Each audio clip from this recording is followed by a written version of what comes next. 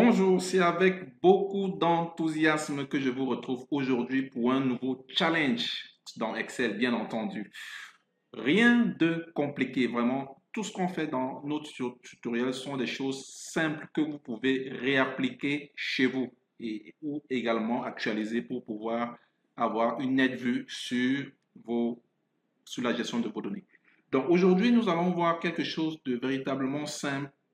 Imaginez-vous un seul instant que lorsque vous êtes dans votre grande masse de données ou bien dans une grande base de données, c'est un peu difficile souvent de lire ligne par ligne ce qui est, voilà, ce qui est reporté là. Par exemple, sur cette petite base de données RH que nous avons devant nous, qui s'étend un peu sur quelques colonnes et quelques lignes, notre objectif à chaque fois, c'est lorsque nous cliquons comme ceci sur une cellule, que ça puisse nous mettre de manière automatique, voilà, en surbrillance toute la ligne, pour nous faciliter un peu une vue nette sur le contenu de cette ligne-là.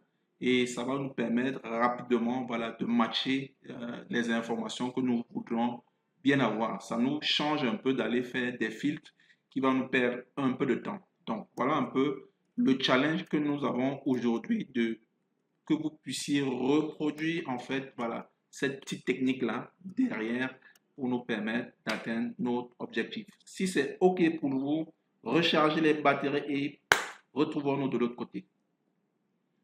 OK, donc nous avons apprêté la même base de données sur un autre classeur pour nous permettre de faire ce petit challenge-là. Donc, nous allons associer plusieurs éléments, à savoir quatre. Utiliser, n'est-ce pas, des fonctions, à savoir la fonction ligne et la fonction cellule pour pouvoir matcher à chaque fois qu'on clique dans la cellule. Utiliser la mise en forme conditionnelle pour pouvoir faire, n'est-ce pas, cela. Et dernière chose, c'est utiliser Visual Basic for Application qu'on appelle généralement VBA pour pouvoir, voilà, donner une certaine automatisation à chaque fois qu'on clique sur la dite cellule ou bien sur la dite ligne. Donc, OK, nous allons tout de suite. Donc, première chose, c'est que nous allons sélectionner toute notre base de données par un CTRL A. Voilà, nous sélectionnons toute notre base de données comme ceci. Et nous allons rapidement aller à mise en forme conditionnelle. Voilà, nouvelle règle ici. Ça se trouve à accueil. Voilà, mise en forme conditionnelle ou bien le groupe style. Donc, dans cela, nous allons utiliser cette forme-ci et nous allons appliquer notre fonction là.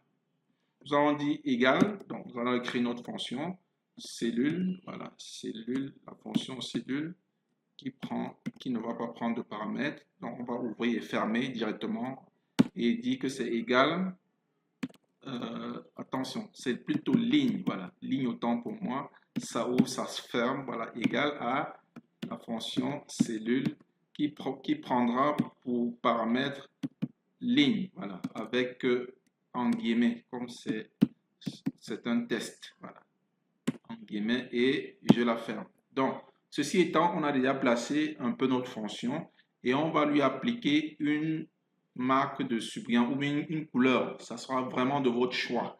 Voilà. Donc, nous, on va prendre du vert, ce qui va changer un peu avec ce qu'on avait au départ de l'autre côté, mais vous pouvez vraiment utiliser tout ce qui vous sied à vous. Là, on va valider OK, on valide OK et c'est tout bon. Donc, lorsque je remonte dans ma base de données, on voit très exactement que l'entête a été mise en couleur. Voilà. Donc, on se rend compte qu'à chaque fois qu'on clique, là, ce n'est pas encore de manière automatique puisque ça ne fait pas encore, voilà, on n'atteint pas encore l'objectif qu'on s'est assigné. Donc, c'est pour ça que la dernière chose à faire, n'est-ce pas, c'est d'y ajouter une petite fonction dans Visual Basic for Application pour automatiser un peu la tâche.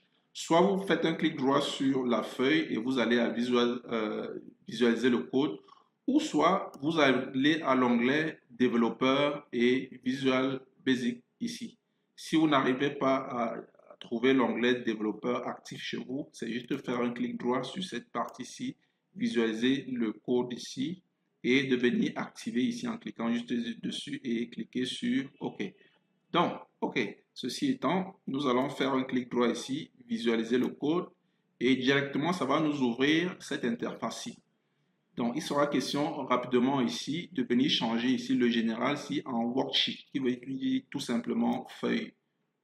Voilà, l'application sera faite sur la feuille en question. Vous voyez, directement, ça nous a ouvert et fermé un peu le code qu'on va écrire. À l'intérieur de ce code, nous allons taper juste application, voilà, taper juste avec moi, point, voilà, point screen, voilà. Quand je vais taper là, vous voyez, direct, c'est aller ce point. Donc, on va choisir screen updating, d'accord. Et on va juste dire égal à, voilà, true, voilà, tout simplement, je valide.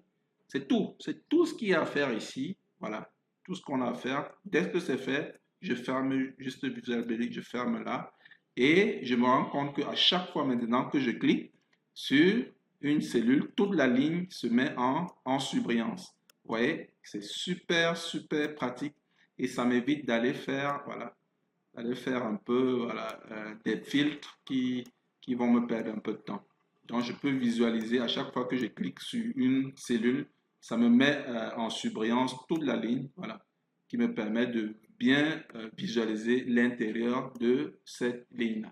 Voilà, dernière chose pour ne pas oublier, parce que si vous fermez ce classeur en l'enregistrant sur le format de classeur normal, la prochaine fois que vous allez venir l'ouvrir, ça va plus refaire la même chose. Donc, prière en fermant le classeur, c'est de l'enregistrer sous forme de classeur qui prend en compte les macros, donc qui prend en compte les programmations dans Excel. Donc, ne l'enregistrez pas sous forme de classeur XLXX, mais sous forme de classeur XLXM, donc M pour macro, qui prend en compte les comptes macro, ou bien classeur Excel binaire. Voilà. Donc, ces deux formes de classeurs vont vous permettre à la prochaine fois que vous allez ouvrir voilà, ce fichier que l'automatisation que vous avez mis en place, qui est celle-ci, puisse se faire de manière automatique.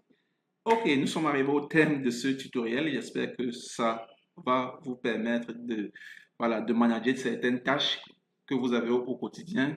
J'espère que ça a été super intéressant pour vous. Donc, n'hésitez pas à mettre vos commentaires pour peut-être apporter un plus, une valeur ajoutée à ce qu'on vient de présenter là ou bien d'autres choses que d'autres personnes pourront utiliser. Donc, n'oubliez pas également de nous encourager en mettant juste un petit plus à ce petit travail-là pour nous donner beaucoup, beaucoup d'énergie pour continuer. Merci. Ciao, ciao.